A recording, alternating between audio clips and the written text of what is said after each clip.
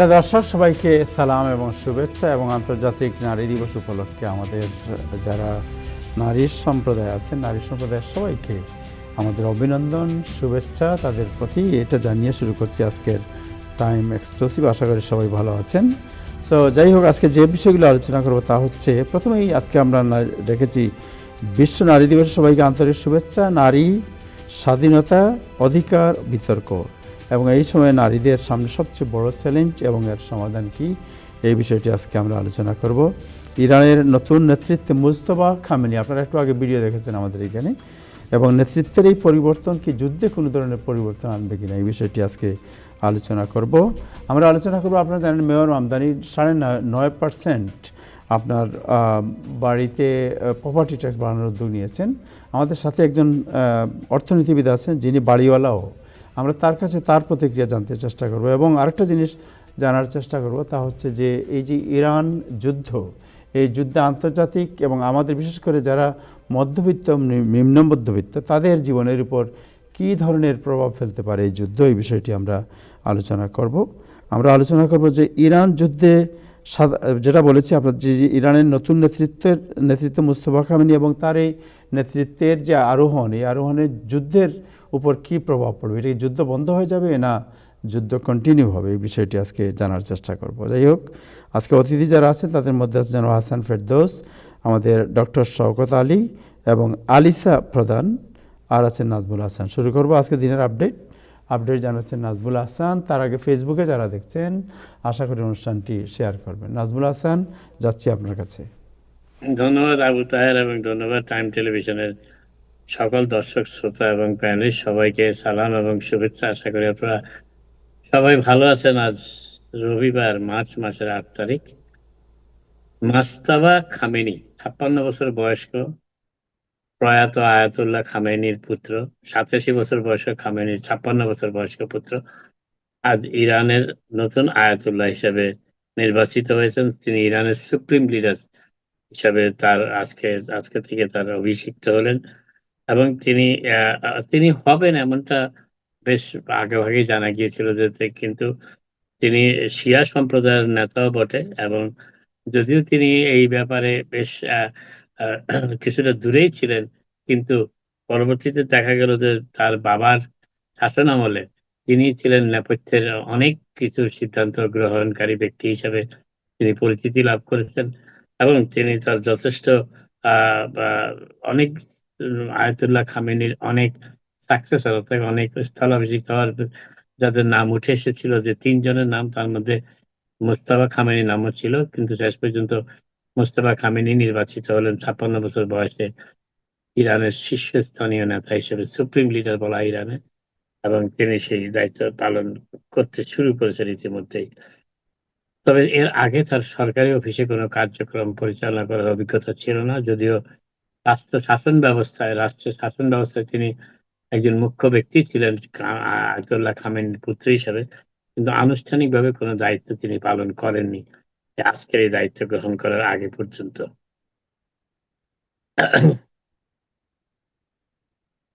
আজকে আরেকজন আমেরিকান সৈন্যের মৃত্যুর ঘোষণা করেছে পেন্টাগন।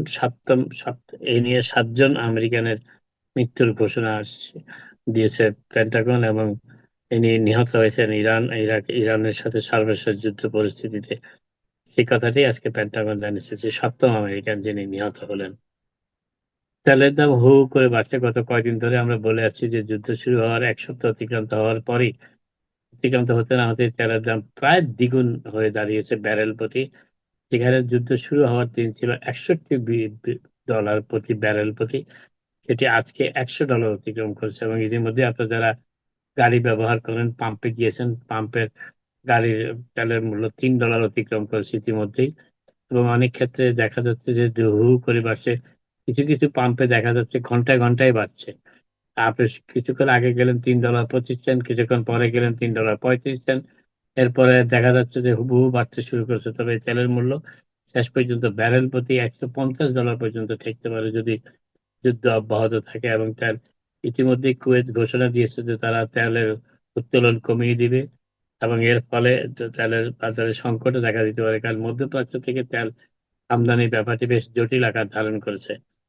অতএব তেলের মূল্য বৃদ্ধির সাথে সাথে অন্যান্য জিনিসপত্রের দামও, যেগুলো তেলের উপর নির্ভরশীল, পরিবহন ব্যবস্থা পুরোটাই তেলের উপর নির্ভরশীল। অতএব পরিবহন খাতে ব্যয় বৃদ্ধির কারণে জিনিসপত্রের দাম বাড়বে এবং মানুষের আরো নাভিশ্বাস উঠার সম্ভাবনা, আশঙ্কা দুটোই দেখা দিচ্ছে। এই ব্যাপারে আ অনেকের ভিতরে হতাশা এবং ক্ষোভ বিরাজ করছে। এই অসময়ের যুদ্ধে অহেতুক যুদ্ধের হিসাবে অনেকে এটাকে বিবেচনা করছেন। কিন্তু সেজন্যে তাদের বাজারে যে জিনিসপত্রের দাম, যেটা আজকে দেখছেন সেটা আগামীকাল যখন যাবেন তখন তার মূল্য বৃদ্ধি লক্ষ্য করতে পারছেন অনেকে ইতিমধ্যেই। হাইশিয়ানদের যে টেম্পোরারি প্রটেক্টেড স্ট্যাটাস টি ছিল, যেটি ডিপার্টমেন্ট অফ হোমল্যান্ড সিকিউরিটি নাকচ করে দিয়েছিলেন এবং একজন ফেডারেল বিচারকও তাতে সম্মতি দিয়েছিলেন। কিন্তু একজন ডিসির আপিলস কোর্ট সেটি পুনরায় বহাল করেছেন। অর্থাৎ এখন থেকে টিপিএস আওতায় যারা যুক্তরাষ্ট্রে ছিলেন হেইসিয়ান নাগরিক, তারা যুক্তরাষ্ট্রে কাজ এবং তারা যুক্তরাষ্ট্রে থাকা এবং কাজ অব্যাহত রাখতে পারবেন পরবর্তী মামলার নিষ্পত্তি না হওয়া পর্যন্ত। তবে ডিসি সার্কিল কোর্ট এই আপিলের ফলে প্রায় ৩.৫ লক্ষ হাইশিয়ান নাগরিক যারা যুক্তরাষ্ট্রে এই টেম্পোরারি প্রটেক্টেড স্ট্যাটাস এর আওতায় ছিলেন, তারা পুনরায় তাদের স্ট্যাটাস ফিরে পেয়েছেন এবং এর ফলে তারা তাদের চাকরি এবং অবস্থান অব্যাহত রাখতে পারবেন যুক্তরাষ্ট্রে। আপনারা জানেন, দিন কয়েক আগে আপনাদের জানিয়েছিলাম যে এসবিএ, স্মল বিজনেস অ্যাডমিনিস্ট্রেশন, যুক্তরাষ্ট্রে যারা গ্রিন কার্ড ধারী আছেন তাদের ফেডারেল লোন বন্ধ করে দিয়েছিল ১ মার্চ থেকে। কিন্তু লস এঞ্জেলেস কাউন্টি আজকে তার বিরুদ্ধে আইনগত ব্যবস্থা নেওয়ার উদ্যোগ গ্রহণ করেছে। তারা বলেছে যে সরকারের এই সিদ্ধান্তের ফলে যুক্তরাষ্ট্রে স্মল বিজনেস, যেটি ক্ষুদ্র ব্যবসায়ীদের ক্ষতিগ্রস্ত হবে এবং যেই ১৯৫৩ সালে এসবিএ প্রতিষ্ঠার লগ্ন শুরু থেকেই যুক্তরাষ্ট্রের নাগরিক এবং যুক্তরাষ্ট্রের স্থায়ী বাসিন্দা অর্থাৎ গ্রিন কার্ডধারীদের সমানভাবে বিবেচনা করা হতো ঋণ প্রদানের ক্ষেত্রে। কিন্তু গত ১ মার্চ থেকে সেটির পরিবর্তন করার ফলে যুক্তরাষ্ট্রের স্মল বিজনেস অর্থাৎ ক্ষুদ্র ব্যবসা ক্ষতিগ্রস্ত হবে এবং এই কাজটি যুক্তরাষ্ট্রে এই যেই ম্যান্ডেটের আওতায় এসবিএ প্রতিষ্ঠিত হয়েছিল সেই ম্যান্ডেট বিরোধী বলে তারা এটি বলেছেন এবং এতে ক্ষুদ্র ব্যবসার সংকুচিত হয়ে আসবে যুক্তরাষ্ট্রে এবং এইজন্যই তারা এই সরকারের এসবিআই, স্মল বিজনেস অ্যাডমিনিস্ট্রেশন, এই গ্রিন কার্ডধারীদের ঋণ প্রক্রিয়ার বাইরে রাখার সিদ্ধান্তের বিরুদ্ধে আপিল করার উদ্যোগ গ্রহণ করেছেন। গত ১ মার্চ থেকে আর কোন গ্রিন কার্ডধারী এসবিএ লোন কিংবা জন্য আবেদন করতে পারছেন না। আরেকটি বিষয় যেটি বলার চেষ্টা করছি সেটি হচ্ছে যে উন আ সেটি হচ্ছে যে আ প্রেসিডেন্ট ট্রাম্পের ৩য় মেয়াদ নিয়ে একটি বিল উত্থাপন করা হয়েছে কংগ্রেসে। একজন কংগ্রেস সদস্য, রিপাবলিকান দলীয় অ্যান্ডি ওয়ালস, যিনি ২২তম সংশোধনী সংশোধন করে মার্কিন রাষ্ট্রপতিদের ৩ বার ক্ষমতায় থাকার অনুমতি দেওয়ার প্রস্তাব করে একটি হাউজের জয়েন্ট রেজুলেশন উত্থাপন করেছেন। আ হাউস ফ্রিডম ককাসের সদস্য ওগলস ট্রাম্পকে একমাত্র নেতা হিসেবে অভিহিত করেন, যিনি বাইডেন প্রশাসনের কারণে ১ দশকের ক্ষতির কারণ হিসেবে বর্ণনা করেছেন তার ৩য় মেয়াদে প্রেসিডেন্ট ট্রাম্পকে নির্বাচিত করার এই উদ্যোগ গ্রহণ করাকে। এই সংশোধনী কেবলমাত্র সেই রাষ্ট্রপতিদের, প্রেসিডেন্টদের ক্ষেত্রে প্রযোজ্য হবে যাদের ১ম ২ টি মেয়াদ একটানা ছিল। অর্থাৎ কৌশলে এটি শুধুমাত্র প্রেসিডেন্ট ট্রাম্পের জন্যই প্রস্তাব করা হয়েছে। অর্থাৎ ওবামা, বুশ এবং ক্লিনটনের মতো প্রাক্তন প্রেসিডেন্টরা এই বিলের আওতায় পুনরায় নির্বাচনে প্রতিদ্বন্দ্বিতা করতে পারবেন না। তবে বিলটি পাস করা খুব কঠিন এবং প্রায় অসাধ্য। এটি পাস করার জন্য কংগ্রেসের উভয় কক্ষের ২/৩ অর্থাৎ সিনেটের ২/৩ সদস্যের সমর্থন, হাউস অব রিপ্রেজেন্টেটিভস এর ২/৩ সদস্যের সমর্থন এবং তারপরে যুক্তরাষ্ট্রের ৫০ টি রাজ্যের মধ্যে ৩৮ টি স্টেটের অনুমোদন থাকতে হবে। তাহলে এটি সংবিধান সংশোধনী বিল পাস হয় যুক্তরাষ্ট্রে এবং সেটির সম্ভাবনা রাজনৈতিক পরিস্থিতিকে এটিকে প্রায় কার্যত অসম্ভব বলে অবহিত করেছেন সাংবিধানিক বিশেষজ্ঞরা ইতিমধ্যেই। অবশ্য ট্রাম্প নিজেই টাইম ম্যাগাজিনকে কিছুদিন আগে বলেছিলেন যে তিনি ৩য় মেয়াদ আ পরিবর্তন সমর্থন করেন না। মানে তিনি প্রেসিডেন্সির মেয়াদ পরিবর্তন করার যে উদ্যোগটি এটি তিনি সমর্থন করেন না। ট্রেসি ম্যানসনের সামনে নিও-নাজিদের একটি বিক্ষোভ সমাবেশে ২ জনকে গ্রেপ্তার করা হয়েছে একটি ডিভাইস সক্রিয় করার কারণে এবং গ্রেসি ম্যানসনের সামনে এই বিক্ষোভের সময় বেশ হট্টগোল হয় এবং সেখানে তখন মেয়র মামদানি এবং তার স্ত্রী গ্রেসি ম্যানসনে ছিলেন কিনা সেটি নিশ্চিত করা হয়নি। যদিও তবে ২ জনকে গ্রেপ্তার করা হয়েছে সেখান থেকে একটি ডিভাইসকে সক্রিয় করার কারণে। নিউ ইয়র্ক সিটিতে শেষ করার আগে নিউ ইয়র্ক সিটিতে ২ টি বড় শীতকালীন ঝড়ে আপনারা জানেন ব্যাপক তীব্র সমালোচনা হয়েছে এই ঝড়ের তুষার আ উম অপ তুষার নিয়ন্ত্রণের ব্যাপারে, তুষার স আ নিন সময় মতো তুষার সময় সরিয়ে নেওয়ার ব্যাপারে যে তীব্র সমালোচনার মুখে হয়েছে। কিন্তু এখন দেখা যাচ্ছে সিটির ১ম ডেপুটি মেয়র ডিন ফুলহাইন বলেছেন যে তা সত্ত্বেও এই ২ টি বড় শীতকালীন ঝড়ের জন্য তুষার পরিষ্কারের খরচ এখনো বেড়েই চলেছে এবং ইতিমধ্যেই $১০০ মিলিয়ন ব্যয় হয়েছে ২ টি তুষার ঝড়ের এই তুষার পরিষ্কার করার কাজে। এবং তিনি বলেছেন ইতিমধ্যে $১০০ মিলিয়ন ব্যয় হয়েছে। এই ব্যয়টা হয়েছে লবণ ছাড়িয়ে দেওয়ার যন্ত্র, লাঙ্গল এবং স্যানিটেশন কর্মীদের বেতন হিসাবে এই অর্থ ব্যয় করা হয়েছে। আপাতত এখানে শেষ করি। আবার আপনাদের সাথে কথা হবে। আপনারা সবাই ভালো থাকুন। Thank you Nazmul Hasan. নাজমুল হাসান, আপনার কাছে জানতে চাই যে আপনি নিজের একটু আপডেট দিয়ে রাখি। জি। এমিরেটসের ফ্লাইটের ব্যাপারে আপডেট দিয়ে থাকি। এমিরেটসের ২য় ফ্লাইটটিও আজকে নিউ ইয়র্কে এসেছে এবং ঢাকা এবং দুবাইয়ের ভিতরে ফ্লাইট সংযোগ স্থাপিত হয়েছে। ঢাকা থেকে বেশ কিছু যাত্রী নিউ ইয়র্কে এসে পৌঁছেছেন। সো দুবাই থেকে ঢাকা ফ্লাইট কি রিজিউম হইছে? রিজিউম হয়েছে, ইয়েস। এটা গতকালকে রিজিউম ছিল। সো তাহলে কালকে যাদের ফ্লাইট আছে তারা যেতে পারবেন? ইয়েস। মানে আজকে তো হলো ৮ তারিখ, কালকে ৯ তারিখ, রাইট? ৯ তারিখে যাদের ফ্লাইট, এখন একটি করে ফ্লাইট অপারেশন করতেছে so Dubai Dhaka.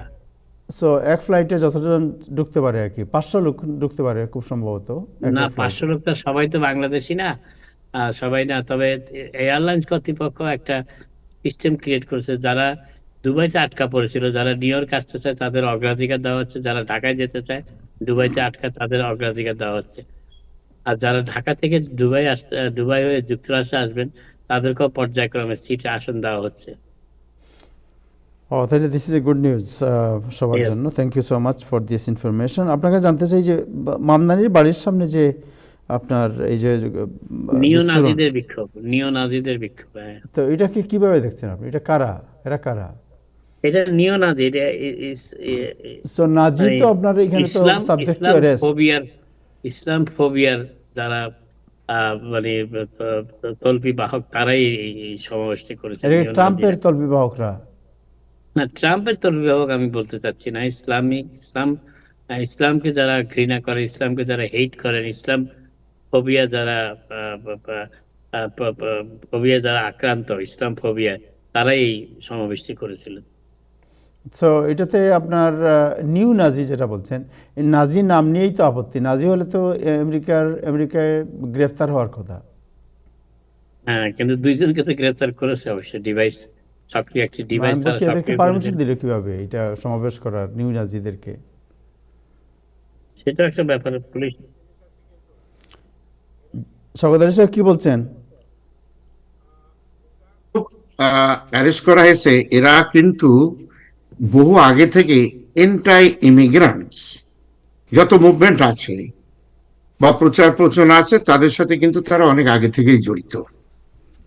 So new নাজি, আমি নামটা শুনিনি অবশ্য, এন্টাই মুসলিম ডেফিনেটলি তারা। এবং এখন যারা সংবাদমাধ্যমে যে খবর আসছে, তারা নিউ নাজি শব্দটা যদি ব্যবহার করে, তাহলে আমাদের তাহের সাহেব যেটা বলছে যে এটা তো যুক্তরাষ্ট্রে হওয়ার কথা না, যদি হয় তাহলে এর ভিতরে অন্য কোনো কারিশমা আছে, তা না হলে এই শব্দটা এই দেশে ব্যবহার করা যায় না।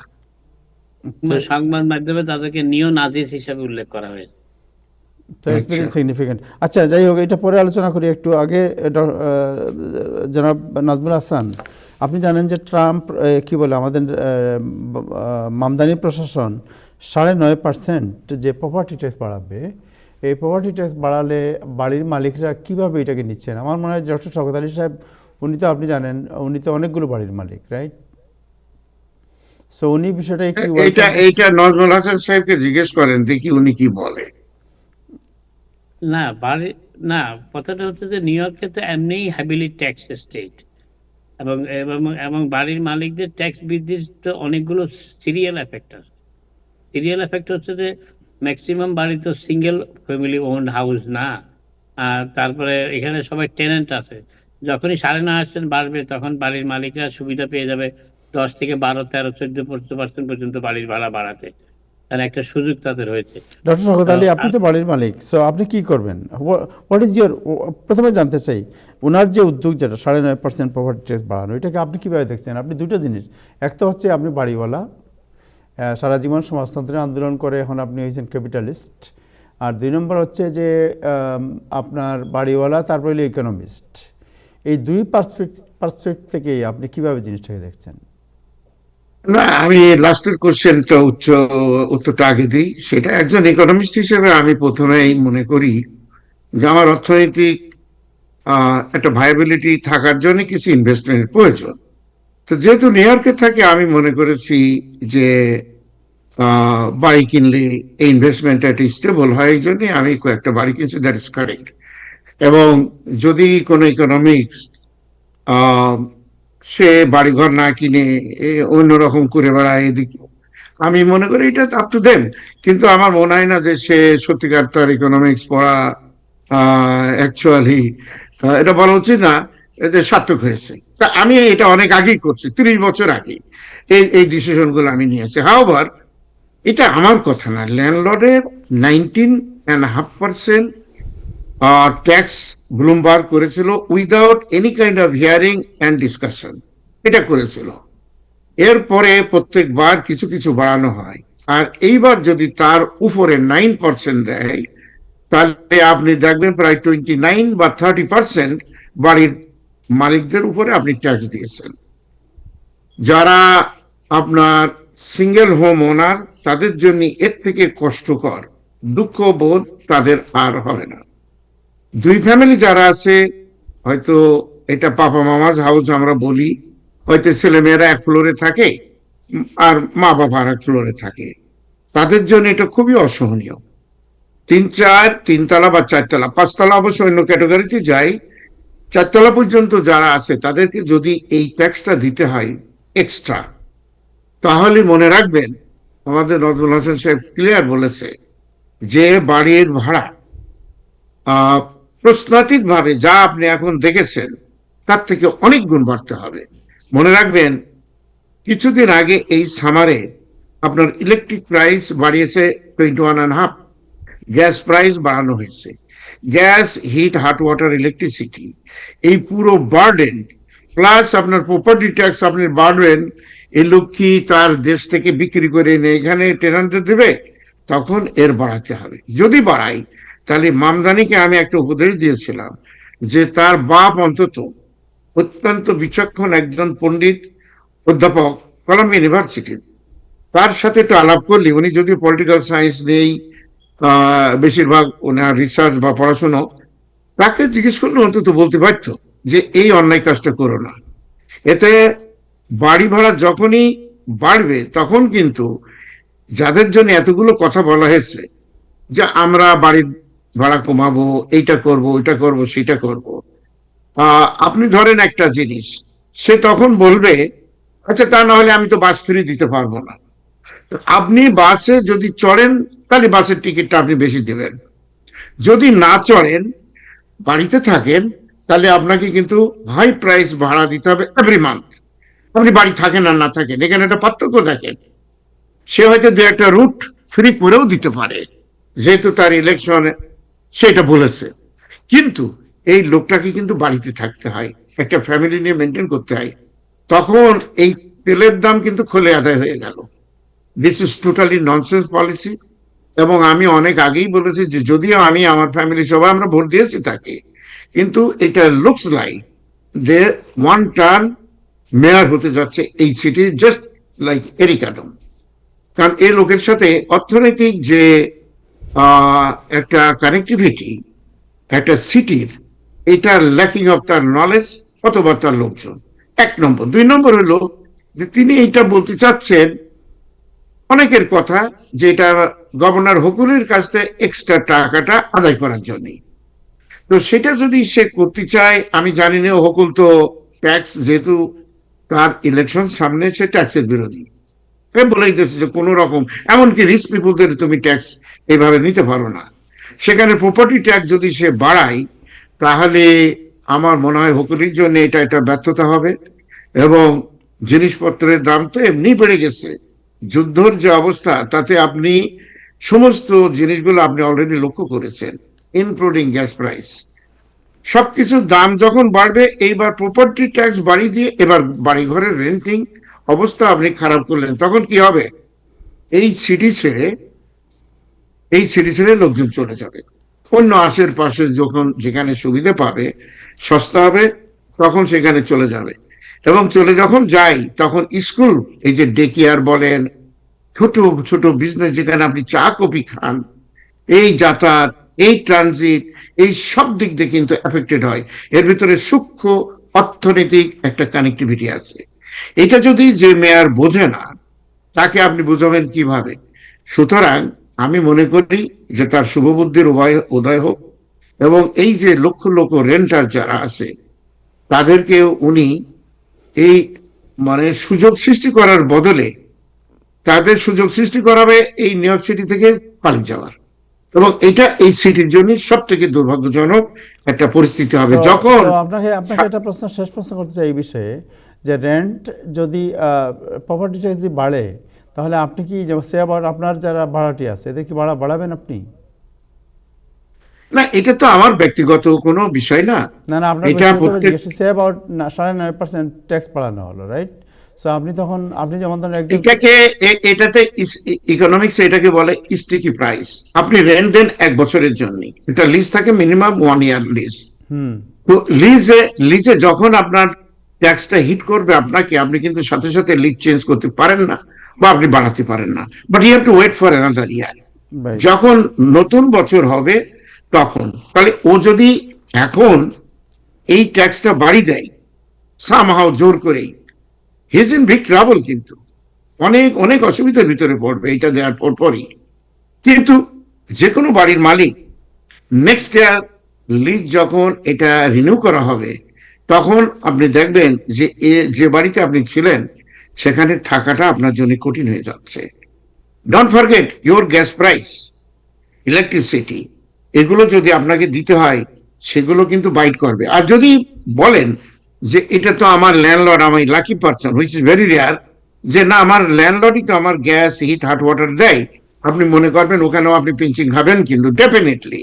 জি, সুতরাং আমি যেটা মনে করি যে আপনার তার যেটা সুযোগ আছে প্রেসিডেন্ট ট্রাম্পের সাথে কথা বলার, সে যদি সেখান থেকে কিছু ম্যানেজ করে, বেশি না তো, অল্প কিছু কয়েক বিলিয়ন ডলার যদি সে নিয়ে আসে এই 9% অনুসারে সিটিতে, তাহলে আমার মনে হয় যে তার সিটিটার জন্য লোকে তাকে অ্যাপ্রিসিয়েট করবে, যে আমাদের সবার জন্য অনেক কাজ করেছে। Thank you so much, thank you আপনাকে অনেক এটা হওয়া উচিত।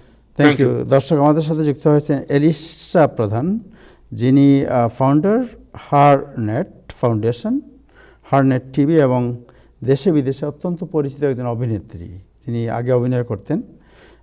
এলিশা, আপনাকে শুভেচ্ছা, অভিনন্দন। বাংলাদেশ থেকে আপনি এসেছেন, আপনি নিউ ইয়র্কে আছেন এখন। আপনাকে অনেক অনেক শুভেচ্ছা এবং অভিনন্দন আজকে নারী দিবস উপলক্ষে। অসংখ্য ধন্যবাদ, এবং ইটস অ্যান অনার, এবং আমি সবাইকে জানাচ্ছি ইন্টারন্যাশনাল উইমেন্স ডে শুভেচ্ছা। এবং আমি আজকে শুধু ইন্ডিভিজুয়াল উইমেন হিসেবে না, আমি বলতে পারি যে I am also standing as a voice for thousands of women who are striving to rise beyond limitations, stereotypes and silence. Thank you so much, thank you. So আপনার কাছে আছে, আজকে তো আন্তর্জাতিক নারী দিবস, এবং এই দিবসে আমি একটা প্রশ্নই করব, যা হচ্ছে যে আজকের এই দিনে নারীর স্বাধীনতা নিয়ে এখন আমরা কথা বলতে হচ্ছে, তাদের অধিকার নিয়ে এখনও কথা বলতে হচ্ছে, এটা নিয়ে বিতর্ক হচ্ছে। হোয়াট ইজ দ্য রিজন, কারণ কি? ওয়েল, আপনি যদি দেখেন এই 2026-এ আমাদের উইমেন্স ডে যে থিমটা থাকে আন্ডার ইউনাইটেড নেশন, তো সেটা হয়েছে রাইটস, জাস্টিস অ্যান্ড অ্যাকশন। তার মানে স্টিল হোল ওয়ার্ল্ডে, not just south Asia, we have not been able to guarantee rights for women, justice for women, বা প্রপার অ্যাকশন নেওয়ার জন্য। সো অবভিয়াসলি এখন আমি যদি বাংলাদেশের পার্সপেক্টিভে বলি, we are definitely far behind, এবং আই উইল অলসো সে গত 2 বছরের আপরাইজিং এ কিন্তু যে বিশাল বড় একটা ইম্প্যাক্ট বাংলাদেশে পড়েছে, women has been one of the biggest victim of it. So উইমেনরা প্রফেশনের ক্ষেত্রে, পার্সোনাল লাইফে এবং সোশ্যাল যে আর্কিটেক্ট আছে সেই জায়গাতে women has bin affected. And today at this day I believe আমি সবার সাথে সলিডারিটির সাথে বলতে চাই যে we have a long way to go. We need the men, we need the women, we need the social architect and the government people to actually move ahead together. শুধু কথা বলে না, যেহেতু এবারে আমাদের থিমটা হয়েছে যে action is a very important word. আর আপনারা হয়তো জানবেন আমার হারনেট ফাউন্ডেশন যেটা এবং হারনেট টেলিভিশন, এটা it's a world's first TV on women's well-being that we have established since 2018 in Bangladesh and abroad. So we are working for sharing the stories of women whose voice has been silent বা যারা সেই opportunities গুলো পাচ্ছে না. We work for gender, we also work for the education to ensure implementing equality from the education background. Additionally আমাদের ফাউন্ডেশনের যে art আছে Harnet Fine Arts, we promote women in culture, women in creativity. So we are doing our job. আপনি যেটা বলছেন যে কি করা যেতে পারে, কালেকটিভলি কতটুকু করতে পারবো আমরা জানি না, বাট আপনার এবং আমার we all have a individual stake ensuring that women reach the equality that they deserve as a cerebral human. Okay, so আপনাকে যদি আমি বাংলাদেশ প্রসঙ্গে পড়ে যাব, আগে ইন জেনারেল আমি জানতে চাই যে যদি প্রশ্ন করা হয় যে আজকের এই সময়ে নারী যারা আছে, নারী সমাজ, এই নারী সমাজের সবচেয়ে বড় চ্যালেঞ্জ কোন জায়গায়, মানে what is the main challenge? আপনি যদি বলি যে আরো একটু ক্লিয়ার করে বলি যে নারীর ক্ষমতায়ন যেটা, নারীদেরকে সামনে আনার ক্ষেত্রে সবচেয়ে বড় চ্যালেঞ্জ কি? কারণ আমরা দেখতে পাচ্ছি নারীরা অলমোস্ট না, আমার মনে হয় যে অর্ধেকের চেয়ে বেশি হতে পারে বোধহয় নারী বিশ্বের, যদি কোথাও বেশি, জি রাইট, টোটাল পপুলেশন যদি ওয়ার্ল্ড পপুলেশন চিন্তা করা যায়। সো এই যে অর্ধেকের বেশি সংখ্যাগরিষ্ঠ জনগোষ্ঠী, তাদেরকে তো আরও অনেক সামনে থাকার কথা। এই এখনো নারীরা একটু বিহাইন্ডে মনে হয়, কারণ কি আপনার?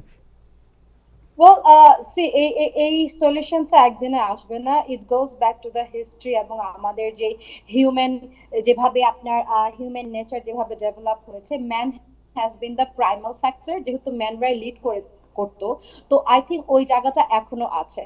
প্রাইমারিলি এখন আমি যদি ওয়েস্টার্ন ওয়ার্ল্ডে বলি, আমেরিকা বা ইউরোপ, উইমেন আর যে জায়গাটাতে ল্যাক করছে সেটা হচ্ছে ওয়ার্ক এনভায়রনমেন্টে।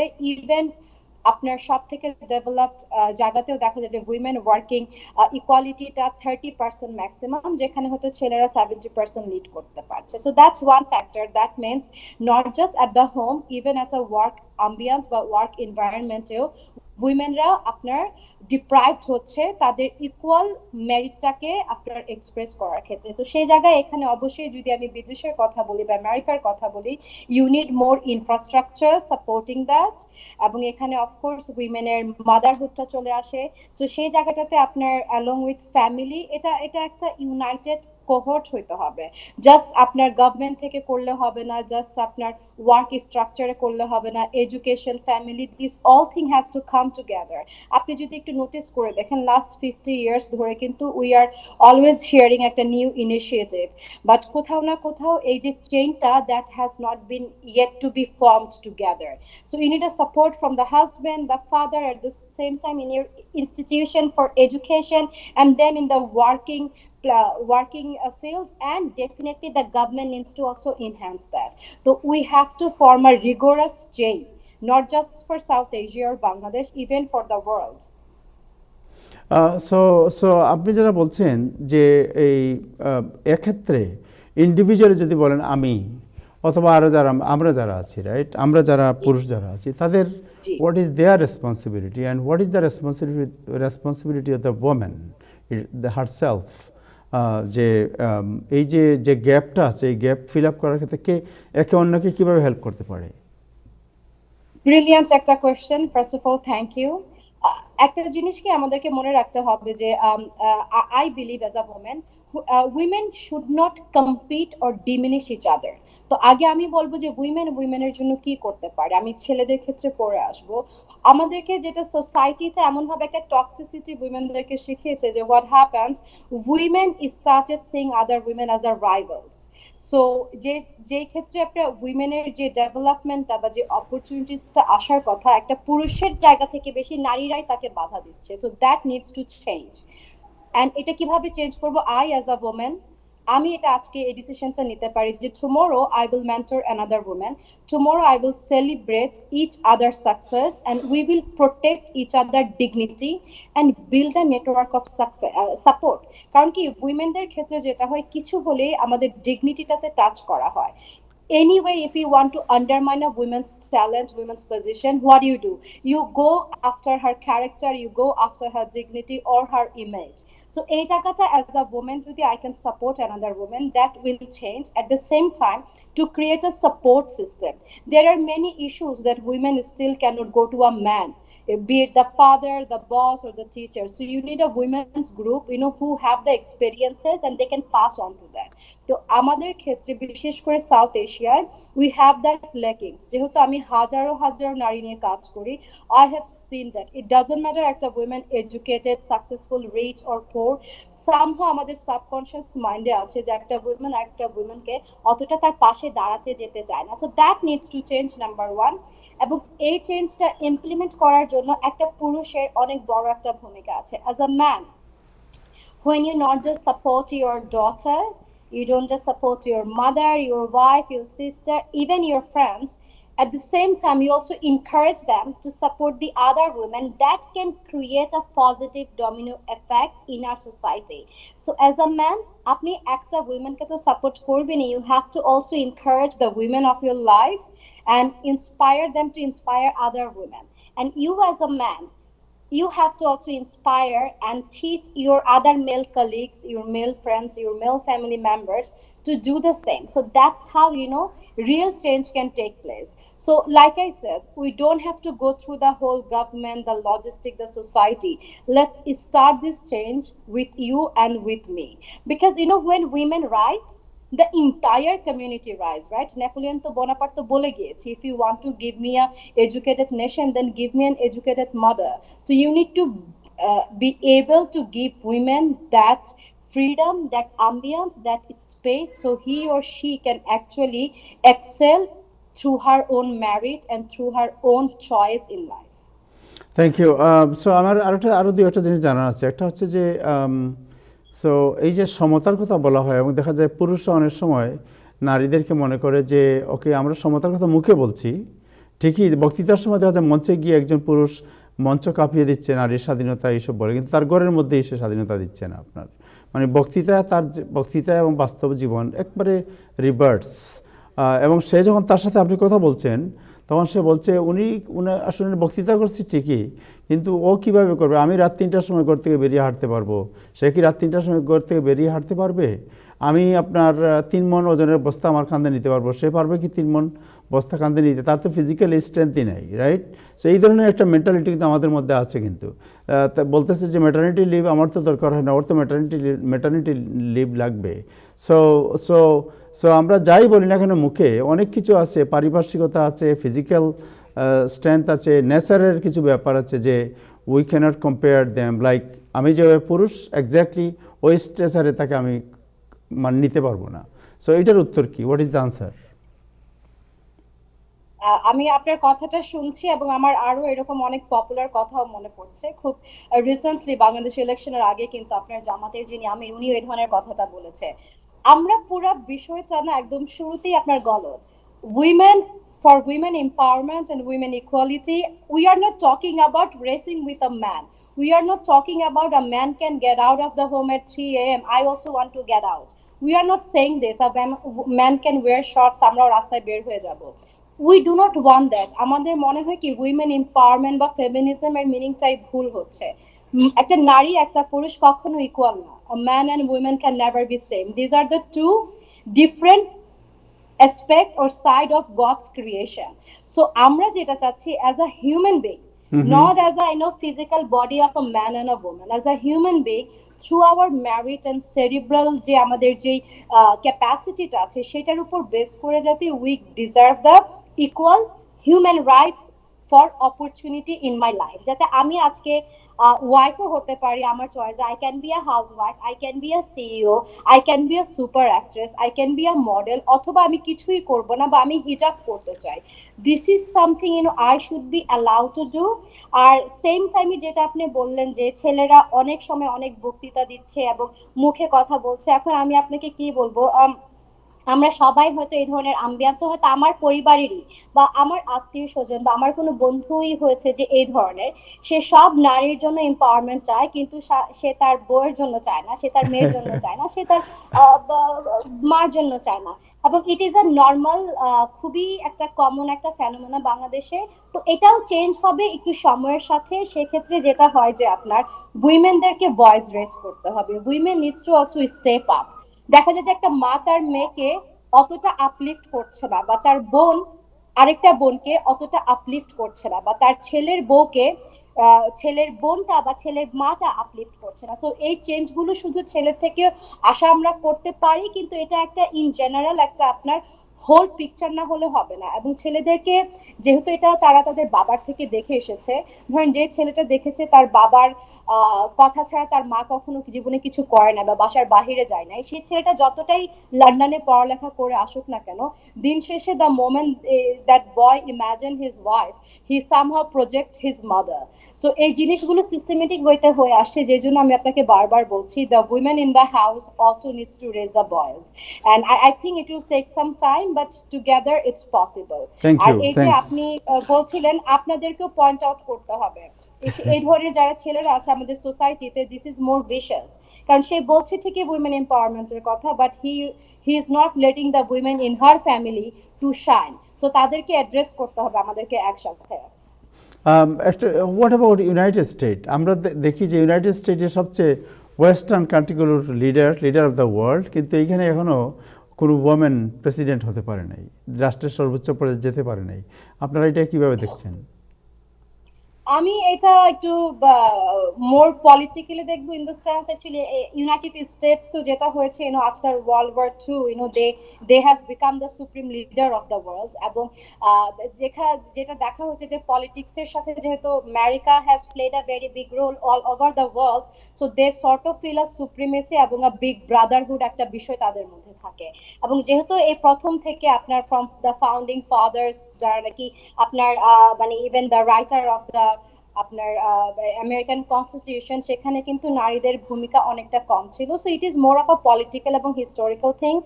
আর লাস্ট দুইবার আমরা যে ফিমেল ক্যান্ডিডেট পেয়েছি আমেরিকার জন্য, from Hillary Clinton to Kamala Harris, আমার কাছে মনে হয় তাদেরকে শুধু উইমেন হিসেবে আমরা ফ্রন্ট রোতে অনেক বেশি এনেছি, বাট দিন শেষে the people of America have definitely decided based on the capability and the quality. So আপনি যদি আমেরিকার পলিটিক্সে দেখেন, we haven't seen many more women politician also in the front row. If there are 100 men in American politics, you may barely find 5 politicians. So in that sense, how can you expect যে মাত্র 5টা নারী 100টা ম্যানের সাথে compete করে they can become the next prime minister or president of this What is the reason? Supreme What is the Court? reason? We will American also take society that is time. very open society, which society leading the whole world, set up an example all over the world that women rights, gender equity and others. But when আপনি এটা বলছেন Can I তখন tell you something? what is the reality? Can I tell you something? I was in here in USA in 2015, 16, 17. তখন যে ইলেকশনটা হলো, it was between Hillary Clinton and Donald Trump. So I was here. এবং we all were rooting for Hillary because একটা women empowerment একটা sensation চলছিল. But the more I talked, because I was associated with different kind of association in USA, and we heard not just men, even women saying that they are not yet ready for a female president. Still আপনি যতই America বলেন, certain বড় বড় আপনি যখন group দেখবেন, খুবই মানে বড় বড় organisation or giants, you don't see female at the top CEO or as the chairperson. It's very rare. Most of the women in America who are leading the big organization 70% belongs to their family. Either তার মা বা বাবা has been the chairperson and it was handed over to her. So still even in America একদম যে top চেয়ারটা, the supreme authority চেয়ারটাতে এখনো উইমেনদেরকে দেখার জন্য America is yet not ready. They are driving towards that. Even that gonna take time. Last That's the question আপনাকে reality. করতে চাই, last Yeah, question. it's 2026. Just my last comment. It's 2026. We all have been working for SDGs, sustainability goals, right? G, Sustainable development goals. So we just have 4 years. আপনার কাছে কি মনে হয় এই 4 বছরে যে 19টা এসডিজি গোল আছে, can we achieve them? I don't think so. Even আপনার ইউনাইটেড নেশনও বলেছে। So it's high time we accept the reality. It's fine. আমরা কালকেই ম্যানের সাথে ইকুয়াল হতে পারবো না, but we want to accept the reality and then move forwards together যাতে কালকে the children of tomorrow, our daughters, they can say that no, this generation has worked and today we feel equal. So আজকে আমি হয়তো equal হতে পারবো না, it's fine, but I want to give my best so that my future, my next generation can actually taste the fruits of our hard work. Last question করছি বাংলাদেশ প্রসঙ্গে। আপনি একটু আগে বাংলাদেশ প্রসঙ্গে বলছিলেন। সো বাংলাদেশে আপনারা জানেন যে আমি যদিও আমাদের এই প্রোগ্রাম পলিটিক্যাল না, বাট তার এভরিথিং ইজ পলিটিক্স। সো আপনি জানেন যে Sheikh Hasina regime, and then the interim government regime, and then the current administration as well, Tarique Rahman আপনার প্রশাসন। সো আপনার কাছে এই যে এই ট্রানজিশনের মধ্যে ওমেন রাইটস অ্যান্ড দিস আপনার এই যে ট্রানজিশন, এটাকে আপনারা কীভাবে দেখছেন? মানে is there any challenge, any problem, any threat? See, it's also when you ask me this question, 3 I minutes already সময় আপনার, 3 feel a minutes. little concerned because talk. No, okay, 3 minutes, but I'll be telling you I'm still feeling concerned as I'm going to speak to you about this matter. This is sensitive. So there are two things has happened during 2024 uprising in Bangladesh. The Sheikh Hasina regime was ousted. So there was corruption involved, there was allegation involved. But another thing, women empowerment during Sheikh Hasina. Given Sheikh Hasina has ruled for 3 terms, there were measurable progress done on women empowerment. এই একটা জায়গা ছিল। আমি তার অন্য কোনো ক্ষেত্রে আমি শেখ হাসিনা বা আওয়ামী লীগ রেজিমকে আমি জাজ করতে যাব না। অনেক জিনিসই আমরা ভিজিবল, আমরা অনেক কারাপশনের কথা জানি, বাট উইমেন এম্পাওয়ারমেন্ট বা এডুকেশনে শি ডেফিনেটলি হ্যাড ওয়ার্ক, এবং সেটার আমরা কিছু ভিজিবল এক্সাম্পলও দেখেছি including IT sector. But then came doctor Yunus এবং বিশাল বড় একটা আপরাইজিং হলো। When Dr. Yunus came, the Nobel laureate, of course, the entire Bangladesh, we just, we felt glorious. We thought, we're gonna see real changes that gonna take us as close to America, perhaps, because he belongs to that world. But even under Dr. Yunus's regime, what has happened? Women were also, suppressed. Women progress were halted.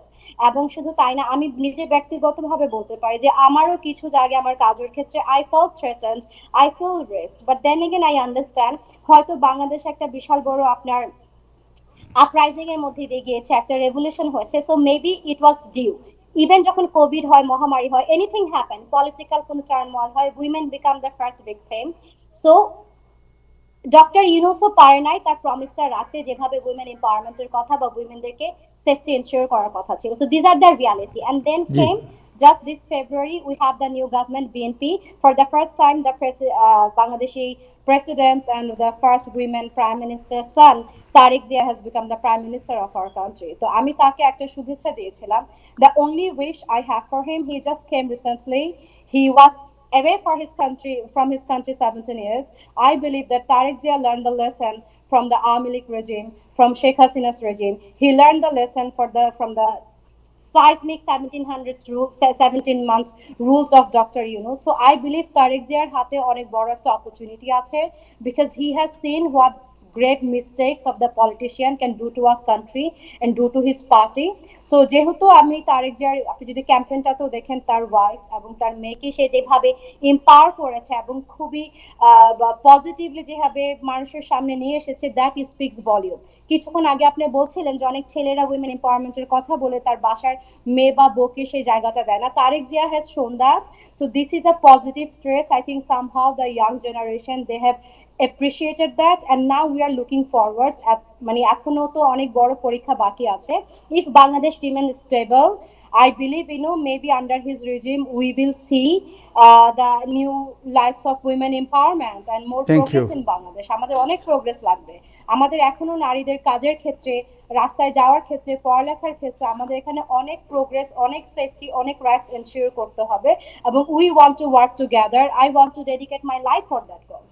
Thank you so much, thank you Elisa Pradhan, আপনাকে অনেক ধন্যবাদ। ELISA প্রধান, দর্শক, উনি যুক্ত হয়েছিলেন আমাদের সাথে, উনি নিউ ইয়র্কে আছেন বর্তমানে। উনি সাবেক But আমি একজন একটু টাইম টেলিভিশনকে ধন্যবাদ দিতে চাই. Time television has been a voice not just for Bangladesh, for South Asia. এতগুলো বছর ধরে আপনারা আমেরিকার মতো একটা জায়গায় যেভাবে proudly you are representing our culture, we are grateful to you. It is my honour. আমি লাস্টলি টাইম টিভি এবং সকল দর্শকের জন্য বলতে চাই যে there is no limit to what we as women we can accomplish when we choose courage over fear and solidarity over silence. Thank you. Thank you so much, thank you, thanks, thank you. দর্শক, আমাদের সাথে যুক্ত হয়ে Elisa Pradhan, তিনি founder হারনেট foundation, হারনেট TV, and একজন দেশে বিদেশে একজন অত্যন্ত জনপ্রিয় অভিনেত্রী হিসেবে তিনি কাজ করেছেন। আপনাকে আমি অনেক একটু ধন্যবাদ। বলতে চাচ্ছি, ওয়েট, আমরা একটু অন্য কোন বিষয়ে বলতে চাই? আমি হাসান না ভাইয়ের না, কাছে যাবো উনি একটু। একটা সুন্দর কথা বলেছেন আমি তারেক হাসান রহমান ভাইয়ের কাছে যাই, সম্পর্কে, পরে একটু কথা বলি কিন্তু আপনার সাথে। উনি না ওয়ান সেকেন্ড প্লিজ। উনি তারেক রহমানের এই জিনিসটা, তার মার যিনি পরিচর্যা করতেন, যে মেয়ে সম্ভবত ফাতেমার নাম, তারেক রহমান তাকে বোন হিসেবে গ্রহণ করেছে। কথাই বলে না, চ্যারিটি বিগিনস এট হোম। একটা মেয়ে তার মাকে যে দেখাশোনা করছে, তাকে নিজের বোন হিসেবে শুধু গ্রহণ করেনি, বলেছে আমার মার যে প্রপার্টি, ঠিক সন্তান হিসেবে যদি আমি কিছু পাই, আমার এই বোনটাও পাবে। Okay, আমার মনে হয় এ ধরনের উদাহরণ খুব কম আছে মেয়েদের প্রতি। তার এই যে সমবেদনা এবং ইকুয়ালিটি, এটা আমরা তাকে প্রশংসা থ্যাংক করতে ইউ সো পারি। Much, thank you. Thank you আপনাকে। হাসান ফেরদৌস, জনাব হাসান ফেরদৌস, আপনি কি শুনতে পাচ্ছেন? হাসান ভাই? শুনতে পাচ্ছি, হ্যাঁ শুনতে পাচ্ছি। ও, থ্যাংক ইউ সো মাচ, আপনাকে দেখতে পাচ্ছিলাম না। এনি কোয়েশ্চেন টু আলিশা প্রধান? না, এই মুহূর্তে কোনো প্রশ্ন নেই, ভালো লেগেছে, ভালো বলেছে। সব বিষয়ে যে একমত হব তা নয়, কিন্তু আজকে উইমেন্স ডে, তার বক্তব্যের সঙ্গে সংহতি প্রকাশ করছি আমি। Thank you so much, thank you. She is a very popular একটা জাস্ট কারেকশন দিয়ে আমি, তা হচ্ছে যে হিলারি ক্লিন্টন কিন্তু মেয়ে বলে হারেনি, সে হেরেছে নির্বাচনে তার নির্বাচনী স্ট্র্যাটেজির ভুলের কারণে। সে মেয়ে বলে আমি হারেনি। কিন্তু সেই কথাটাই বলেছি. This is what I say. না না, তা বলেননি। না, this say- is what I have said, যে ওদের তার তার সাউন্ড একটু প্রবলেম করতেছিল, আমি নিজে অনেক কথা ধরতে পারছিলাম না। তার রাজনৈতিক নির্বাচনী স্ট্র্যাটেজি ছিল ভুল। এর সঙ্গে জেন্ডারের কোনো সম্পর্ক নেই, নারীর কোনো সম্পর্ক নেই। বাট এনিওয়ে, এই তর্ক এখন করবো না আমি। আজকে আপনাকে অভিনন্দন, আজকে আপনাকে শুভেচ্ছা, এবং আমরা আপনাকে ফুল দিয়ে বরণ করছি। আছে, thank you. Absolutely, absolutely. Flower. Thank you, Absolutely. Thank you so much, thank you, আপনাকে অনেক ধন্যবাদ। হাসান ভাই, আপনার কাছে যাই, যে আপনি, এটা তো it's a very breaking news যে ইরানের নতুন আপনার নেতৃত্ব এসেছে এবং যুদ্ধ চলছে, এবং প্রেসিডেন্ট ট্রাম্প বলেছেন নিঃশর্ত সারেন্ডার, আনকন্ডিশনাল সারেন্ডার। উনি বলেছেন যে leadership, regime change. So regime change বলতে উনি কী মিন করেছেন আমরা জানি না। উনি আয়াতুল্লাহ আলী খামেনি, যাকে হত্যা করা হয়েছে, তার কথা মিন করেছেন, না কি মিন করেছেন, এটা অস্পষ্ট এখনো, পুরো জিনিসটা ক্লিয়ার না। বাট নতুন লিডারশিপ এসেছে, আপনি কি মনে করেন? ইজ দেয়ার এনি কোনো চেঞ্জ কি আমরা দেখবো ওয়ারের মধ্যে এটার? তাহের, আপনি যদি আমাকে ডোনাল্ড ট্রাম্প সাহেবের মন কি বুঝতে বলেন, তাহলে ভাই আমি অপারগ। কেমন উনি কখন কি বলেন, কি ভাবেন, এটি তিনি ছাড়া বা তিনি নিজেই বোঝেন কিনা আমার সন্দেহ আছে। আমরা শুধু ভাবতে পারি যে এই ঘটনাক্রমের পেছনের কার্যকারণগুলি কি। কেমন তিনি আমাদের জানিয়েছেন যে ইরানের নেতৃত্বের 3টে টিয়ার ইতিমধ্যে শেষ হয়ে গেছে। টপ টিয়ার, মিডল টিয়ার, লোয়ার টিয়ার, সব নেই কেউ। এবং তিনি ধরে নিয়েছিলেন যে এই অব্যাহত একটানা বোমাবর্ষণের ফলে ইরান ধসে পড়বে। এটা ছিল এদের গেম প্ল্যান। এটা কখনোই ভাবেনি যে ইরান এই আজকে 8 দিন যুদ্ধ চালাবে, বা আরো 15 দিন চালাবে, বা আরো 1 মাস চালাবে। এই হিসাব তাদের মধ্যে ছিল না, কারণ আমেরিকার আরো 1 মাস, 2 মাস বা 6 মাস যুদ্ধ করার ক্ষমতা নেই।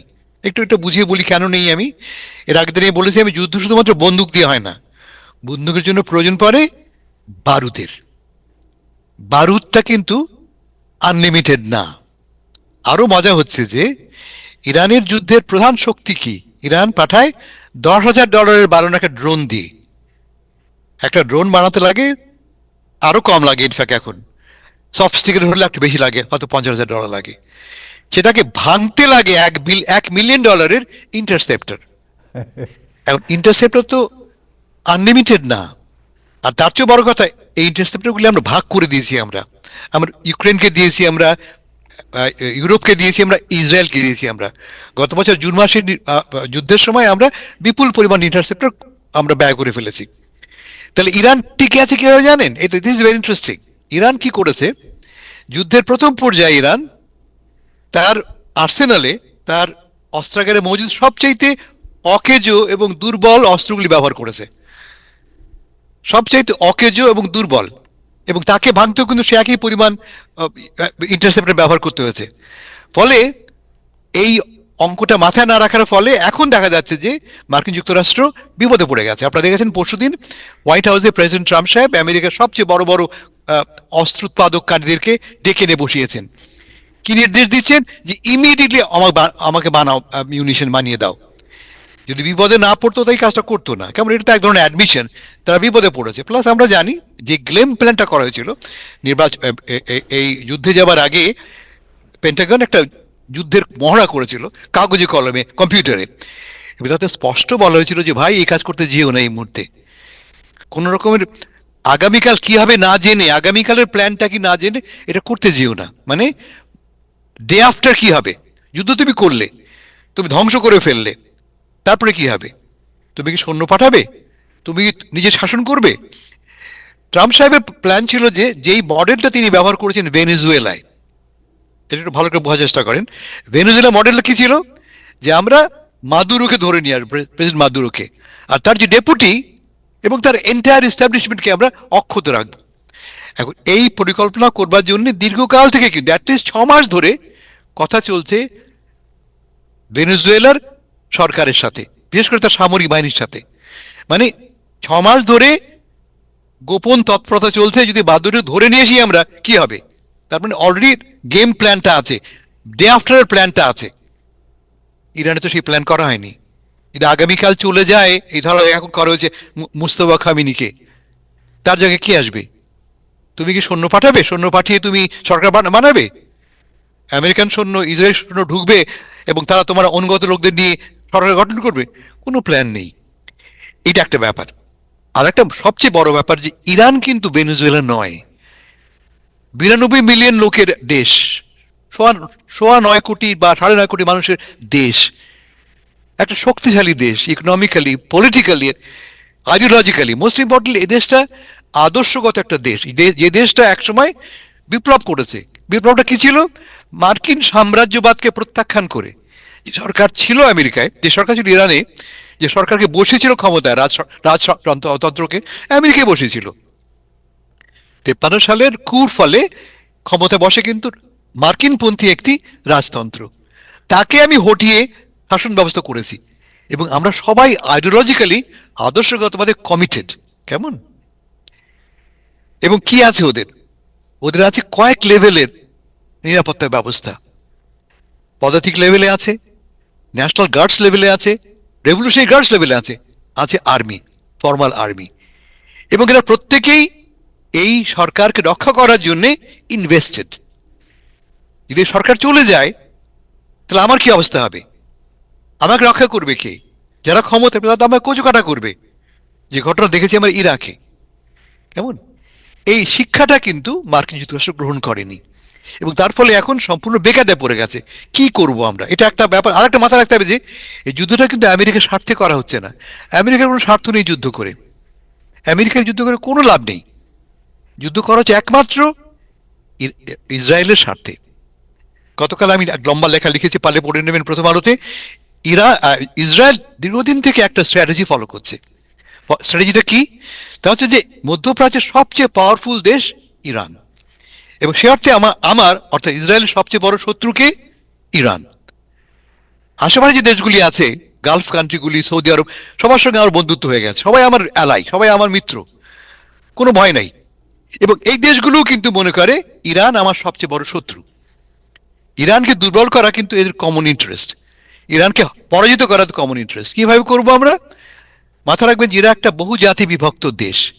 এখানে আছে কারা? এখানে আছে পার্সিরা, পার্স বলে, এখানে আছে আজেরিরা, আজারবাইজান থেকে আসা লোকেরা, বালুচিরা, আরবরা, কুর্দিরা, এবং এরা দীর্ঘদিন ধরে একে অপরের সঙ্গে রাজনৈতিক লড়াইতে লিপ্ত, ক্ষমতা লড়াইতে লিপ্ত।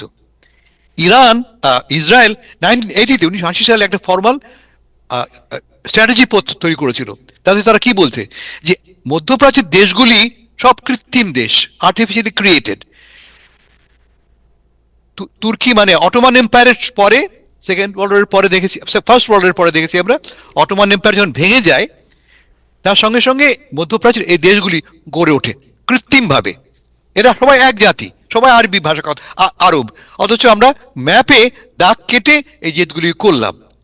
কুর্দিও থাকে ইরানে, কুর্দিও থাকে ইরাকে, কুর্দিও থাকে পাশের ইয়েমেনে বা অন্য কোনো দেশে, ওমানে মনে করা যাক। মানে একই মানুষ বিভিন্ন দেশে ছড়িয়ে ছিটিয়ে আছে, হোমোজিনিয়াস না। ফলে এদের মধ্যে এখন লড়াই করাটা খুব ইজি। এবং এই স্ট্র্যাটেজি ফলো করে মার্কিন যুক্তরাষ্ট্র এবং ইসরায়েল, আমরা দেখেছি মধ্যপ্রাচ্যে কি করেছে, দেখবেন আপনি, সিরিয়াকে ভাগ করেছে, লেবাননকে ভাগ করেছে, লিবিয়াকে ভাগ করেছে, ইরাককে ভাগ করেছে। বাকি ছিল কে? ইরান। ইরানকে ভাগ করার সুবর্ণ সুযোগ আমার সামনে এসছে। এই সুযোগটা গ্রহণ করছে ইসরায়েল, মার্কিনের কাঁধে বন্দুক রেখে, মার্কিন কাঁধে বন্দুক রেখে লড়াইটা করছে ইসরায়েল।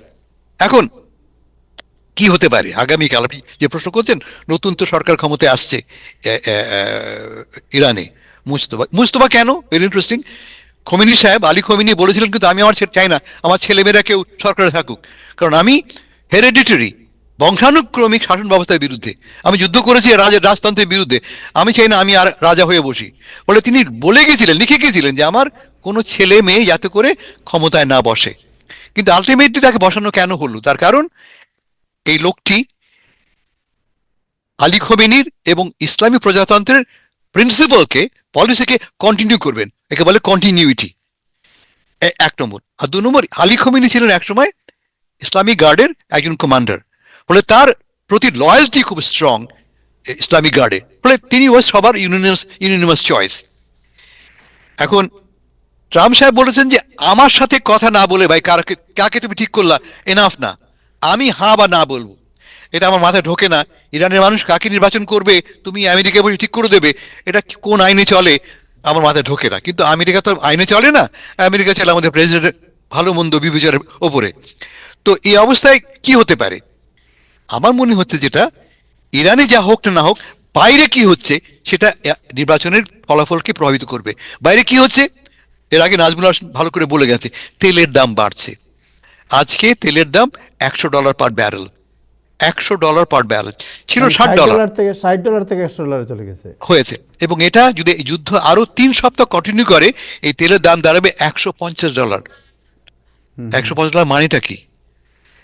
একটু আগে আমাদের শওকত আলী সাহেব বলছেন আমাদের এনার্জি বিল বেড়ে গেছে, 3 গুণ বেড়ে যাবে এনার্জি বিল। এবং এনার্জি বিল বাড়া মানে প্রতিটি জিনিসের দাম বাড়া। ট্রাম্প সাহেব স্বপ্ন দেখছেন তিনি 3rd টার্ম করবেন, কিন্তু মিড টার্মই তো তার সংকট আমি দেখতে পাচ্ছি। ফলে এই যুদ্ধ দ্রুত শেষ করা তার অস্তিত্বের জন্য প্রয়োজন। এখন যুদ্ধ শেষ হবে কিভাবে? আমরা জানি ইতিমধ্যে কথা শুরু হয়েছে, কিন্তু মিডিয়েশন শুরু হয়েছে। ট্রাম্প সাহেব এবং আমেরিকাও শক্ত কথা বলছে যে না, প্রশ্ন ওঠে না। ইরানও বলছে প্রশ্ন ওঠে না কি বলে সারেন্ডার করবার। কিন্তু আমরা জানি যে ভেতরে ভেতরে উভয় পক্ষে কথা বলছে, যার যার শর্ত নিয়ে, যার যার কন্ডিশন নিয়ে এই যুদ্ধ শেষ করা যায় কিনা। ইউরোপিয়ানরা ইনভলভ, বিশেষ করে চায়না ইনভলভ। দেখেন চায়না গতকাল কি বলেছে, চায়না শক্ত বার্তা পাঠিয়েছে। কারণ চায়নার জন্য খুব গুরুত্বপূর্ণ হচ্ছে গিয়ে স্ট্রেট অফ হরমুজ।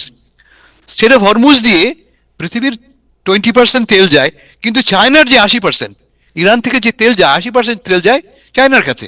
ফলে চায়নার নিজের স্বার্থেই প্রয়োজন এই যুদ্ধটা বন্ধ করা। আপনারা জানেন খুব শিগগিরই প্রেসিডেন্ট ট্রাম্প এবং শি জিনপিং এর মিটিং হবে। তার আগে শি জিনপিং বলছে ভাই প্রবলেম সলভ করে নাও। ফলে চাপটা ক্রমান্বয়ে বাড়বে, কারণ এই যুদ্ধ যত কন্টিনিউ করবে সারা বিশ্বের মানুষ বিপদে পড়বে। একলা তো ইরান নয়, বিপদ পড়বো আমরা, বিপদে পড়বে মধ্যপ্রাচ্যের দেশ। আর আরেকটা কথা বলি আমি মধ্যপ্রাচ্য দেশের ব্যাপারে। মধ্যপ্রাচ্য দেশের একটাই উৎস শক্তির, তেল। আর তেল ক্ষেত্র বন্ধ করে দাও খুব ইজি। গ্যাস ফিল্ডগুলি ওপেন ফিল্ডস, দুটো বোমা ফেললেই কিন্তু কালকে এক একটা গ্যাস ফিল্ড বন্ধ হয়ে যায়। আরো বড় কথা, আরব দেশগুলি অলমোস্ট এন্টায়ারলি নির্ভর করে ডিস্যালিনাইজ ওয়াটারের পানির উপরে। সমুদ্র থেকে এই পানি, লবণাক্ত পানি, তাকে ডিস্যালিনাইজ করে তাকে ব্যবহার করে। যেমন সৌদি আরবে 60% পানি আসে একটা ওয়াটার ডিস্যালিনাইজ প্ল্যান্ট থেকে। কেমন?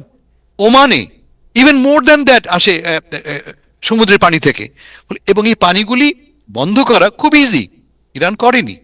ওমানে অবশ্য একটা বোমা পড়েছে বলে বলা হচ্ছে এবং আংশিক ক্ষতিগ্রস্ত হয়েছে। ফলে এই দেশগুলিকে অকার্যকর করে দেওয়া খুব কঠিন, কিন্তু কিছু নয় কিন্তু ইরানের জন্য। ইরান কি চেয়েছিল? যে পেইনটা স্প্রেড করা, যে যেই পেইনটা আমি যাচ্ছি আমি, তুমিও ভোগ করো, তুমিও বোঝো, যাতে করে তুমি চাপ সৃষ্টি করতে পারো যুক্তরাষ্ট্রের উপরে। ফলে এই সিনারিওর পরিপ্রেক্ষিতে কি হবে আমি অঙ্ক করে বলতে পারবো না আমি, তবে এটা বলতে পারি আমি যে ট্রাম্প সাহেব খুব একটা কমফোর্টেবল অবস্থায় নাই এই মুহূর্তে। Thank you so much, thank you, beautiful presentation. Doctor Shawkat Ali, আপনার কাছে একটু খুব সংক্ষেপে জেনে নেই যে হাসান রাতুস ভাই যেটা বললেন, হোয়াট কুড বি, 3 মিনিটে আমি শুনতে চাই, what could be the economic impact? না, ইকোনমিক ইম্প্যাক্ট তো আমরা সবাই দেখছি যে বিশ্বময় যে অর্থনৈতিক দুর্ভোগ যেটা তিনি ট্রাম্প সাহেব করেছে ট্যারিফ বসিয়ে, তার উপরে যে কথা ফেরদৌস ভাই বললেন যে এই যুদ্ধটা আমেরিকা ফার্স্ট না, আমেরিকা সেকেন্ড, এবং ফার্স্ট হইল অন্য একটা দেশ, সেটা হলো ইসরায়েল। এটার ব্যাপারে যদি সুন্দর ব্যাখ্যা কেউ জানতে চাই, তাহলে কর্নেল ম্যাকগ্রেগর, যিনি ইরাক যুদ্ধের একজন কমান্ডার ছিলেন, তিনি এর পূর্ণাঙ্গ একটা ব্যাখ্যা দিয়েছেন। আমি অবাক হয়েছি যে ভদ্রলোক যে ফাইন্যান্সিয়াল একটা অ্যানালিসিস দিয়েছে, যে এটা সব দিক দিয়ে শুধু এখন না, অনাগত ভবিষ্যতে এর খেসারত দিতে হবে। হিসেবে দেখা যাচ্ছে $2.9 billion per day, including all the military supply, logistic, military hardware সব নিয়ে যাওয়া, প্রোডাকশন করা, প্লেসমেন্ট করা, $2.9 বিলিয়ন পার ডে খরচ করতে হয়েছে। মনে রাখবেন যে ইরাক যুদ্ধের আগে যখন বুশ 2 যুদ্ধ ঘোষণা করে, তখন এটাকে বলে ট্রেড সারপ্লাস ছিল, বাজেট সারপ্লাস ছিল। এদেশে কোনো ডেফিসিট ফাইন্যান্সিং ছিল না, কোনো ডেট ছিল না, মানে বিদেশি লোন বা দেশি লোন বা ঋণ ছিল না। এই যে $31 ট্রিলিয়ন এখন হয়েছে, এটা কিন্তু ইরাক যুদ্ধের পরে যুক্তরাষ্ট্রের ইতিহাসে যেটা অসম্ভব হয়ে দাঁড়িয়েছে, এটা শোধ করা যাবে না। ভেনেজুয়েলা গেছে, আপনারা জানেন, সেখানে সবাই বলেছে দেখো এখানে কিন্তু আল্লাহ আকবার দেওয়ার মতো লোক নাই, ও সবাই চলে আসবে। কিউবাতেও অনেকটা তাই, কিন্তু মিডল ইস্টে কিন্তু এত সহজ না। এটা হাসান ফেরদৌস ভাই ঠিকই বলেছেন যে তাকে বলা হয়েছে, ওয়ার্নিং দেওয়া হয়েছে, কিন্তু অনেকে বলে যে এপিস্টিনি যে কিচ্ছা কেলেঙ্কারি যেটা ধামাচাপা দেওয়া হয়েছে, আইপ্যাক, এখানে ইসরায়েলি লবি তারা বলেছে যেটা ফাঁস করে দেওয়া হবে কমপ্লিটলি, যে ছোট ছোট বাচ্চাদের পরে কি নির্যাতন করা হয়েছে, এগুলো ধামাচাপা দেওয়ার জন্যই তারা বলছে মোসাদের এজেন্ট এপিস্টিন যে কাণ্ডগুলো করেছে এটা পাস করে দেওয়া হবে। 1 নম্বর। 2 নম্বর হলো যে আপনার কিছুদিনের আগে, আপনার সপ্তাহ 3 আগে যখন নেতানিয়াহু আসে, তাকে কিন্তু হোয়াইট হাউসের একটা গোল্ড কি উপহার দেওয়া হয়েছে। Can you imagine? যেটা কর্নেল ম্যাকগ্রেগর বলেছেন যে ওই যে আগে আমি অনেক সময় বলেছি যে লেজে কুকুর নাড়াবে না কুকুর লেজ নাড়াবে, এই ব্যাখ্যাটা উনি সুন্দর দিয়েছেন। তিনি বলেছেন যে যুক্তরাষ্ট্রের যে সংসদ, যে সিনেট আছে বা কংগ্রেস আছে ইন জেনারেল, তারা কেউ যুক্তরাষ্ট্রের প্রতিনিধিত্ব করে না, তারা করে ইসরায়েলের। কারণ আইপ্যাক লবিং এর ফলে আমরা সেই দুর্যোগের ভিতর দিয়ে যাচ্ছি। আপনি দেখেন অর্থনীতির কি অবস্থা দাঁড়িয়েছে এখানে। আপনি দেখেন যুক্তরাষ্ট্র অনেক দূরে, কিন্তু তারপরে যুদ্ধের ব্যয় বহন করার মতো ক্ষমতা তার নাই। সমস্ত লোক আমরা বলছি। অন দি আদার হ্যান্ড, কেন পার্সিয়ান গালফ স্টেট গুলোতে আক্রমণ করা হলো? ইরানের কোনো স্বার্থ নেই, সব বন্ধু রাষ্ট্র। এখানে যুক্তরাষ্ট্র, আপনি অবাক হবেন যে এদেরকে আপনি স্বাধীন রাষ্ট্র বলেন। প্রত্যেকটা দেশে আপনার যুক্তরাষ্ট্রের যে ক্যান্টনমেন্ট গুলো তৈরি করা হয়েছে, আজকে ক্যান্টনমেন্ট গেল কোথায়? ইরান তো পরিষ্কার বলেছে যে তোমাকে আক্রমণ করার জন্য 7 সমুদ্র 13 নদী পার হওয়ার আমার দরকার নেই, তোমার বাড়ির পাশে যেগুলো আছে আমি এটা তছনছ করব। এবং তা করেছেন। বাহরাইন কমপ্লিটলি ফিফথ ফ্লাইটের যে ঘাঁটি সেটা নষ্ট হয়ে গেছে। সেখানে হোটেলে যারা থাকতো, আমি বাহরাইন যে এটা আমি নিজেও দেখেছি, যে হোটেলগুলোতে তারাই খুব আরামায়েশে ছিল, সেখানে তাদের অফিসগুলো তছনছ করা হয়েছে। যেটুকু বাকি ছিল সেগুলো সরিয়ে নিয়ে যাওয়া হয়েছে। কোথায় নিয়ে গেছে? ইসরায়েলে। তো এখন আরবের ভিতরের লোকেরা প্রশ্ন তুলছে যে তুমি আসলে আমাদেরকে উদ্ধার করার জন্য, আর আমাদের উদ্ধার না করে ভয় পেয়ে তুমি এখান থেকে মারলে দৌড় মেরে নিয়ে গেলে তুমি ইসরায়েল, সেখান থেকে তাদের প্রোটেকশন দিচ্ছ। শোনেন, আরব জনগণ একদিন না একদিন তাদের এই দুর্ভাগ্য অবস্থার কথা তারা স্মরণ করবে, এবং হয়তো তারা একদিন রাইজ আপ হবে। আপনি জানেন বাহরাইনে প্রায় 55% বা 60% লোক আছে শিয়া।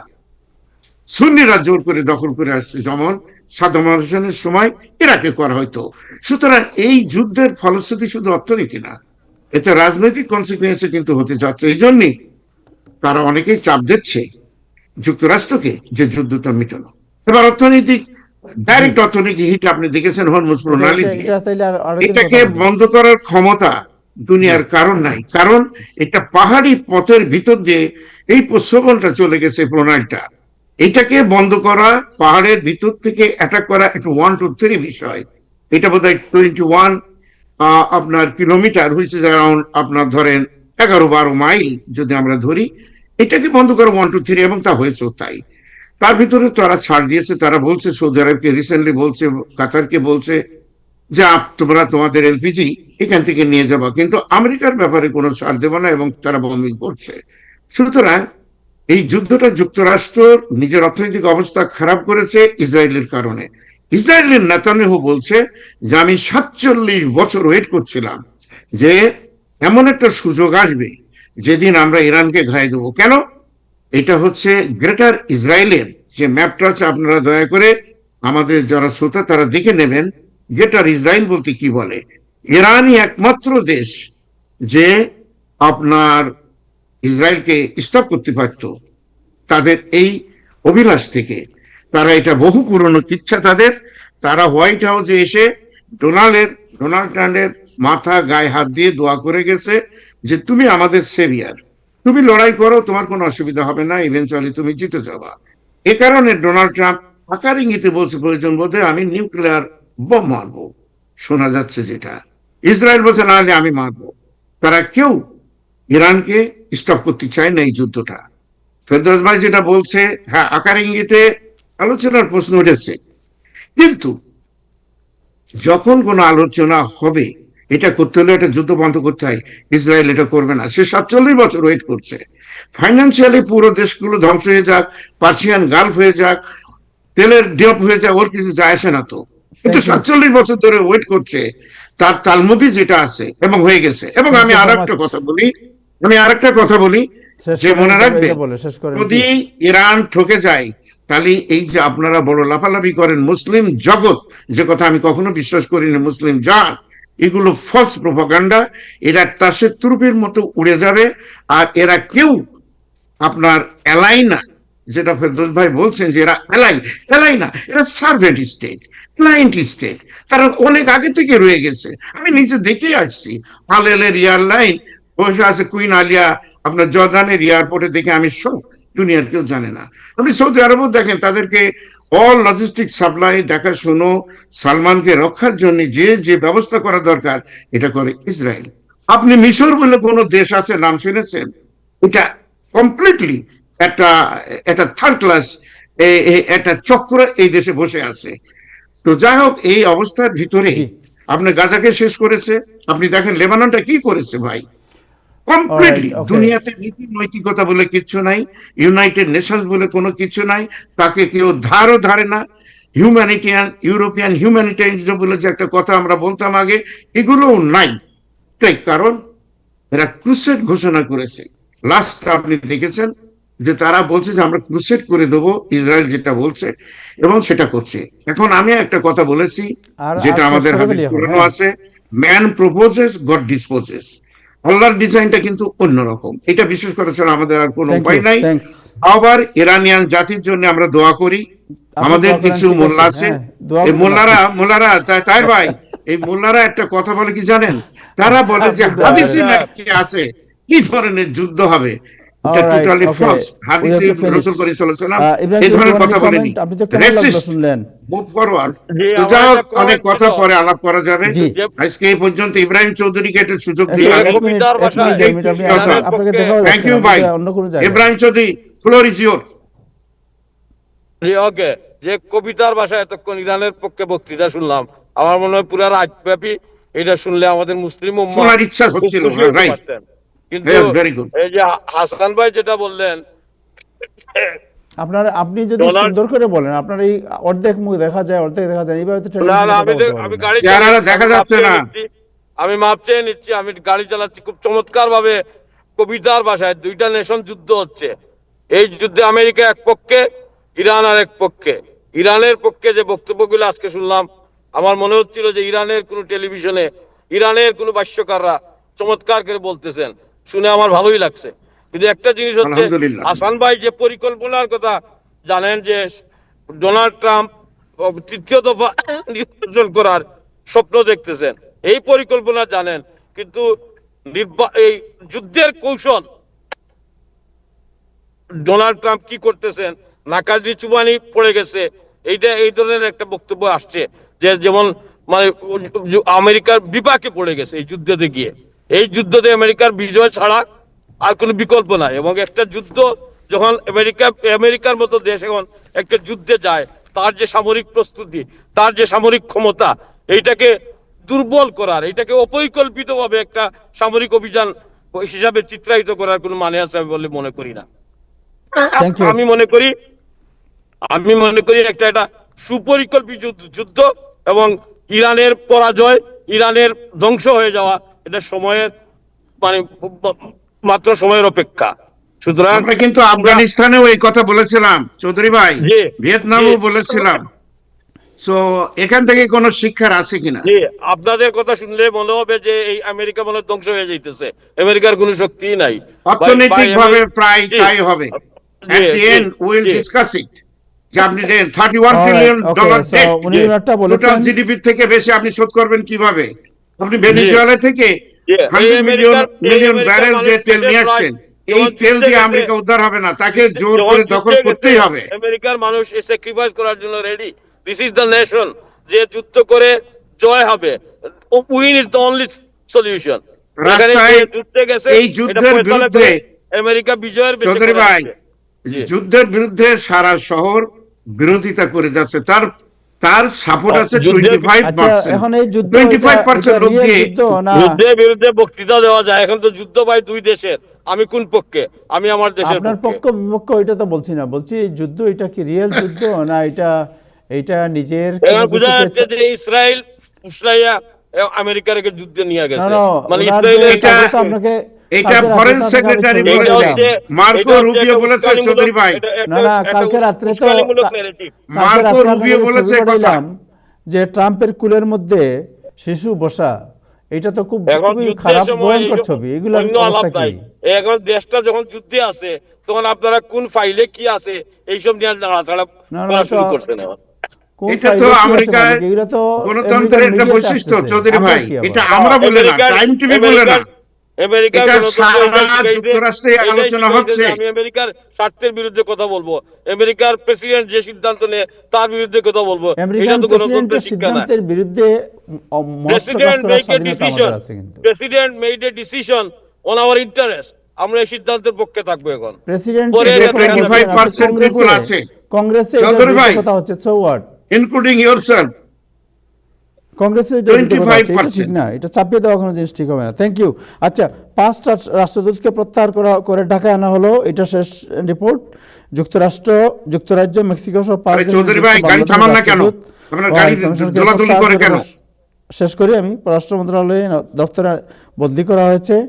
এর মধ্যে আছেন পর্তুগালের রাষ্ট্রদূত এম মাহফুজুল হক, পোল্যান্ডে মইনুল ইসলাম, মেক্সিকোতে মুশফিকুল হাসান আনসারি এবং মালদ্বীপে নজরুল ইসলাম আনা হয়েছে, এবং আবিদা ইসলাম যিনি ব্রিটেনে ছিলেন তাকেও প্রত্যাহার করে আনা হয়েছে। এবং তাকে আনার আগে উনি আমাদের পররাষ্ট্র বিষয়ক উপদেষ্টা, তিনি বলেছেন একটি সুখবর আছে, এবং এই সুখবর বলে তিনি এই বদলির আদেশকে মানে এক্সিকিউট করেছেন। সো এটা নিয়ে অবশ্য পররাষ্ট্র মন্ত্রণালয়ের ক্যাডার যারা আছে এদের মধ্যে কিছুটা প্রতিক্রিয়া হয়েছে। এটা আমার সোর্স থেকে আমি খবর পেয়েছি যে উনি তো এটা বলার দরকার ছিল না যে সুখবর আছে, উনি তো বদলাইতে পারেন, কিন্তু এটা বলার ব্যাপার নিয়ে তাদের মধ্যে এক ধরনের অ্যাংজাইটি আছে। হাসান ভাই, এনি কমেন্ট অন ইট?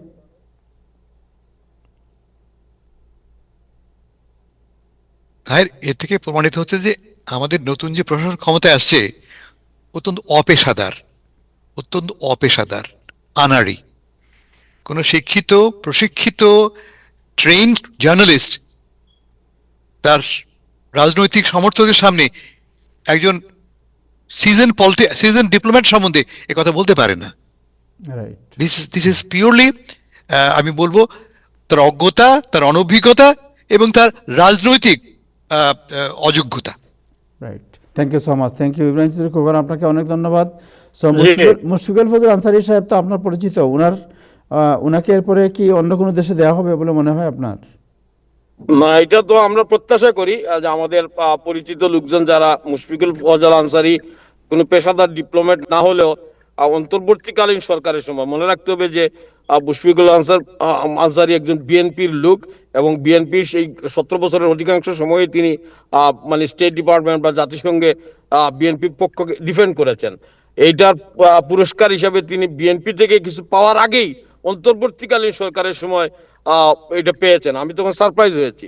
এখন তখন বিএনপির লোকজন যে ওই সময় তার সুবিধা নেওয়াটা যদি মাইন্ড করে থাকেন তাইলে এক ঘটনা এক, আর যদি খুশি হয়ে থাকেন বা বিএনপির ব্যবস্থাপনায় ওইটা হয়ে থাকে তাইলে মুশফিকুল আনসারী এবারও পুরস্কৃত হতে পারেন। তো এটার জন্য আমরা হয়তো আগামী 2-1 দিন অপেক্ষা করব। তবে এটা খুব সহজ হবে না। যারা ক্যাডার ডিপ্লোম্যাট, যারা মানে প্রফেশনাল ডিপ্লোম্যাট, তাদের প্রচন্ড বিরোধিতার মুখোমুখি হতে হবে।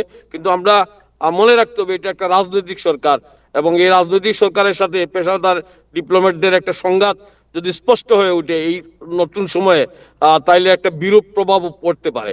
তো এটা আমরা আগামী সময়ে দেখব। But wish him good luck.